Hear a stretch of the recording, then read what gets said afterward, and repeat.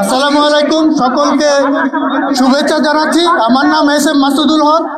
আমি আমাদের মাননীয় শিক্ষা উপদেষ্টা এবং সচিব স্যারের নির্দেশে আপনাদের প্রতিনিধিদের সাথে এতক্ষণ মিটিং করলাম। মিটিং করে আমরা পজিটিভ সিদ্ধান্ত নিয়েই আপনাদের কাছে এসেছি আমাদের বক্তব্য বলার জন্য। আপনারা এ পর্যন্ত অনেক কষ্ট করেছেন, এজন্য আমরা আপনাদের প্রতি সমবেদনা জ্ঞাপন করছি। আপনাদের প্রতি যদি কোনো অবিচার হয়ে থাকে সেজন্য আমরা তার নিন্দা ব্যক্ত করছি। শুনেছি যে আপনাদের প্রতি লাঠিচার্জ করা হয়েছে, প্লাস আমরা টেলিভিশনে দেখেছি জলকামান ব্যবহার করা হয়েছে। এসব ঘটনার আমরা নিন্দাবাদ জ্ঞাপন করেছি। তো আপনাদের বঞ্চনার আসলে অবসান হয়েছে গত 5ই আগস্ট 2024 সাল। ঠিক আছে, আপনাদের প্রতিনিধিদের সাথে আমরা অনেকক্ষণ মিটিং করেছি। আপনাদের দাবিগুলো আমরা অনেক আগে পেয়েছি। আমরা সকল আপনাদের যে সমস্ত 6 দফা দাবি ছিল, 6 দফা দাবি সহ আমরা আরো অতিরিক্ত বেশ কিছু কাজ করেছি। আমি মন্ত্রণালয়ের পক্ষ থেকে এসে আপনাদের কাছে এই কথা জানানোর জন্যই আমি এসেছি যে আপনাদের যে 6 দফা দাবি সেটা সহ আরো অতিরিক্ত আমরা আপনাদের জন্য বেশ কিছু জিনিস আমরা অলরেডি আমরা গ্রহণ করেছি এবং কাজ শুরু করেছি। আপনাদের 6 দফার এক একজন করে বল, আপনাদের কি 6 দফা আছে কাছে আছে আপনাদের কাছে? আপনাদের প্রথম দফাতে সকল প্রতিষ্ঠান জাতীয়করণের যে দাবি ছিল, আমরা সকলের সাথে আপনাদের সাথে আপনারা যে বৈষম্যের কথা তুলে ধরেছেন, আমরা সকলে ঐক্যমত পোষণ করে আমরা নীতিগতভাবে একমত যে আসলে বাংলাদেশের সকল স্বতন্ত্র ইবতেদায়ী মাদ্রাসা পর্যায়ক্রমে জাতীয়করণ করা হবে। আপনাদের আরো কয়েকটি দাবি ছিল। একাডেমিক স্বীকৃতি বন্ধ আছে, সেটি আমরা এই জুন মাস 2025 সাল থেকেই চালুকরণ করা হবে। কতদিনের মধ্যে করা হবে? আপনাদের দাবির বাইরে আমরা যেটা ছিল না 6 দফাতে, আমরা নতুন সিদ্ধান্ত নিয়েছি যে আমরা আপনাদের সকল স্বতন্ত্র ইবতেদায়ী মাদ্রাসা যতগুলো আছে তাদেরকে পর্যায়ক্রমে এমপিওভুক্ত করা 2025 সাল থেকে শুরু করব। প্রাথমিক পর্যায়ে 1519টি যে অনুদানভুক্ত স্বতন্ত্র প্রাথমিক ইবতেদায়ী মাদ্রাসা আছে সহ অন্যান্য সকল মাদ্রাসা আমরা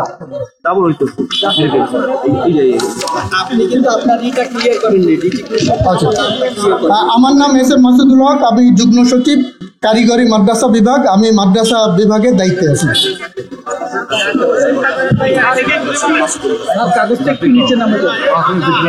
জি, আপনাদের যে সমস্ত দাবি ছিল, হ্যাঁ আপনাদের 1 নম্বর দাবি ছিল ঢাকা বিশ্ববিদ্যালয় শিক্ষা গবেষণা ইনস্টিটিউট কর্তৃক স্টাডি রিপোর্টের সুপারিশের আলোকে স্বতন্ত্র ইবতেদায়ী মাদ্রাসা প্রাথমিক বিদ্যালয় ন্যায় জাতীয়করণের ঘোষণা চাই। আপনাদের দাবি ছিল। আমরা নীতিগতভাবে একমত যে স্বতন্ত্র ইবতেদায়ী মাদ্রাসা বাংলাদেশের সকল ইবতেদায়ী মাদ্রাসা পর্যায়ক্রমে জাতীয়করণ করা হবে। 2 নম্বর দাবি ছিল স্বতন্ত্র ইবতেদায়ী মাদ্রাসা রেজিস্ট্রেশন স্থগিত আদেশ 2008 প্রত্যাহার করা।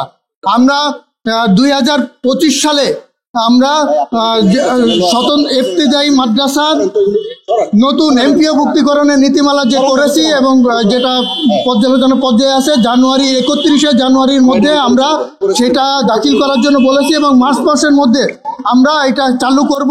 সেখানে রেজিস্ট্রেশন স্থগিত আদেশ প্রত্যাহার হবে মার্চ 2025 সাল। 3 নম্বরে ছিল রেজিস্ট্রেশন প্রাপ্ত কোডবিহীন মাদ্রাসা শিক্ষা বোর্ড কর্তৃক কোড নাম্বারে অন্তর্ভুক্তকরণ। এটা আমরা জুন 2025 সাল থেকে মাদ্রাসা শিক্ষা বোর্ডকে এবং আমাদের অধিদপ্তরকে আমরা পত্র দিচ্ছি যে আমরা জুন মাস 2025 সাল থেকে আমরা এই যে কোড প্রদান করার জন্য এবং নতুন যে সমস্ত আগে থেকে আছে কিন্তু কোড পাই নাই তাদেরকে আমরা কোড নাম্বার প্রদান করব।